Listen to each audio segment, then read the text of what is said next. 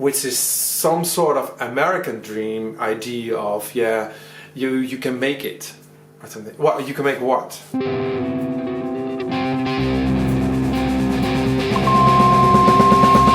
I'm ZEA. My real name is Arnold de Boer. I'm from Amsterdam, originally from Friesland, in the north of the Netherlands. I'm a musician. I sing, I play guitar, and I work with electronics. When in a live situation, I push buttons and I run beats, samples, bass lines. My father had a marching band, a drum band actually, in the village where I grew up. And me and my brother, like when we were 7, 8 years old, my father said, okay, you have to join. We were too small to carry a snare drum, a small drum, but we could carry the cymbals. So that's how it started. Marching in a marching band and in a drum band, playing the cymbals. That's how it started. After that I also learned to play the trumpet. Then when I was 16 I wanted something different. So I got a bass guitar and my brother got a guitar, so we teached each other actually how to play guitar and bass guitar. When I moved to Amsterdam, of course I wanted to play in a band, to start a band actually. I started writing my own songs actually with some friends from school who also moved to Amsterdam. We started ZEA. So in the beginning, that was like halfway the 90s, more than 20 years ago. We were a band of 5 people, and then after some years it became a duo with electronics and guitar, and then toured a lot.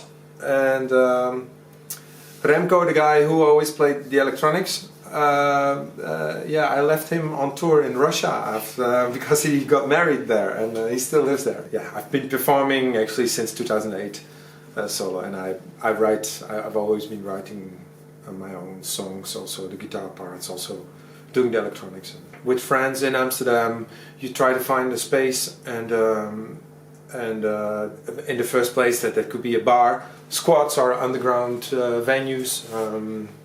I mean, not literally underground, but yeah, I mean the independent venues that we have in Amsterdam, and that we luckily still have a few of them, and where you can set up your own shows and organize everything yourself. And I did that. I've been doing that since like also more than 20 years. I mean, there are ideas that I want to express. There are stories that I want to tell. For me, it feels there will always be new ideas, new ideas for songs, new words, new beats, new melodies. So that's a continuous thing. I don't have some big goal. I think the whole idea about music and what became sort of a silly dream of pop music, which is some sort of American dream idea of, yeah, you can make it or something. What you can make what? Yeah, you can make yourself famous or whatever. That's far away from music, I think. I always get inspiration from films, movies, documentaries. For example, there's a Dutch documentary maker, Johan van der Keuken, and I think he's amazing. It's fantastic, and the way he composes his documentaries and his stories in combination with the images, and it's very inspiring, and it gives me ideas for music. But it needs translation somehow. But for me, that works. The mood of films by Ingmar Bergman, for example, is super inspiring. Inspiration sometimes can be something that's you can't grab it, like it's something that drops from the sky or something, like, oh, I get inspiration.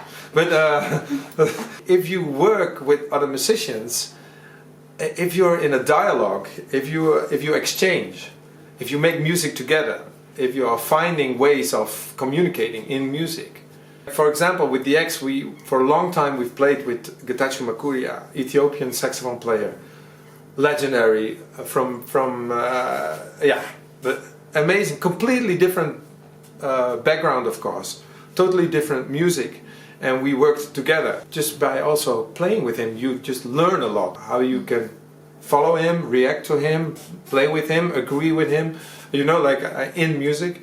So then it's not only inspiration, you also learn, and when you start making new songs, some of that, what you've learned, what I have learned, it's probably entered my system and is entering my new songs. Yeah, we call it underground, and I think somehow it's a good word, because you decide to take your things out of the world where everything is for grasping. The idea of being independent, autonomous, taking care of your own stuff, do things yourself, and being your own boss, not being involved with managers, contracts, lawyers. I think there's still lots of people who do that by choice, because they can't do it, they don't want to do anything else. And then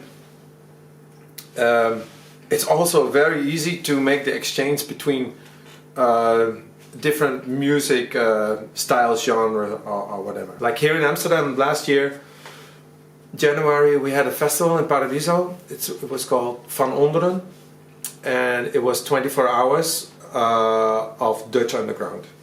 And more than 80 bands played all over Paradiso, and the vibe was really yeah, it was quite amazing, impressive, empowering actually. It has, yeah, what does it look like? It never has one look. I mean, I also think it's not new, it's also not from the 80s, it's from always. I think independent grassroots ideas in music have been existing long time. I think a musician like Moondog, playing the streets in New York, selling his own sheet music on the street, was also completely independent. Big Bill Broonzy, a blues guitar player, doing the same thing in the 50s, 60s, selling his sheet music or his lyrics as for 25 cents on the streets. That's being independent. What do I think of social media? I think social media is a new media, and media is something that also has existed for long times, in a way forever.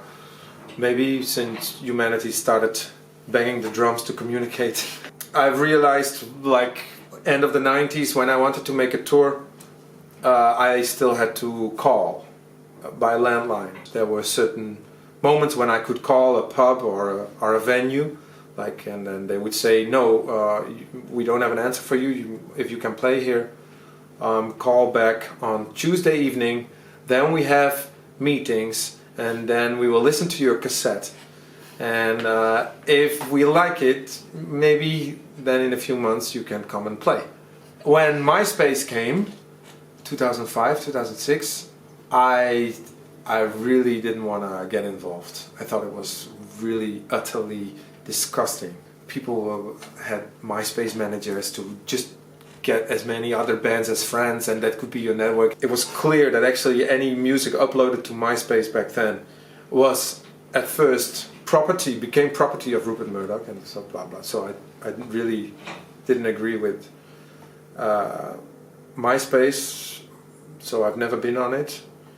And then slowly, when I was traveling and playing in Ghana and in Ethiopia, and then you meet lots of people who get smartphones and who don't have email and who only communicate through Messenger or Facebook. But to communicate with them, I'm using social media, of course. Here in Amsterdam, for example, about 10 years ago already, I think, when I went out with posters and flyers of the shows that I set up, And then slowly, some of those places said, "Oh no, you can't put up a poster here." I said, "Oh, so why?" "Well, our wall has been taken over by a poster company, so we only put up posters of this company." You think, "Wow, fuck." So there goes part of underground DIY gig organizing, because, well, yeah, the places that you like, some of the record shops or the venues or the theaters are have sold their walls to corporate shit. And then you realize if you want to promote a show, you have to do it on social media.